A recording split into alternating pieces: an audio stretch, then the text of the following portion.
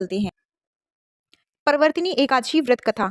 एक बार राजा युधिष्ठिर ने भगवान कृष्ण से भाद्रपद शुक्ल एकादशी के बारे में पूछा। उन्होंने इस व्रत का नाम बताया, विधि और महत्व जानने की इच्छा जताई। मुरलीधर ने बताया कि इस एकादशी को पद्म या परवर्तिनी एकादशी भी कहा जाता है। यह सभी पापों को खत्म करती है। इस दिन भगवान विष्णु का वामन रूप में पूजन किया जाता है। भगवान को तीनों लोकों में सम्मान मिलता है। जो कोई भी यह व्रत करता है उसे अक्षय फलों की प्राप्ति होती है। वही इस दिन भगवान विष्णु अपनी करवट बदलते हैं, इसलिए इसे परवर्तिनी एकादशी भी कहा जाता है। युधिष्ठिर को यह सुनकर आश्चर्य हुआ कि उन्होंने पूछा, प्रभु आप कैसे सोते और करवट बदलते हैं? आपने राजा बलि को किस तरह वामन रूप में छलकर बांधा था? चतुर्मास में व्रत की क्या विधि होती है?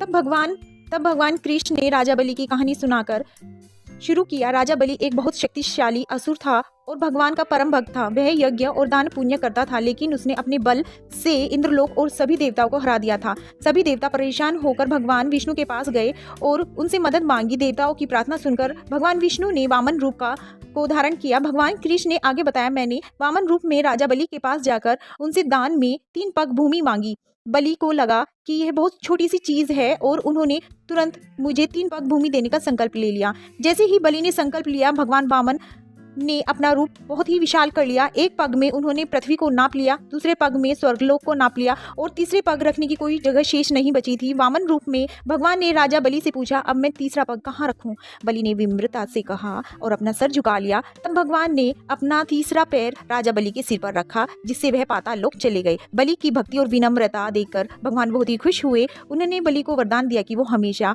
उनके साथ पाताल लोक में निवास करेंगे। तभी से एक मूर्ति पाताल में, दूसरी क्षीर सागर में स्थापित हुई। हर हर महादेव।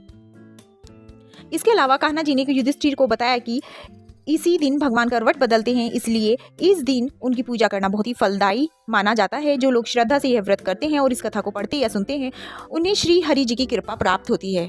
हर हर महादेव। जय जय भोलेनाथ।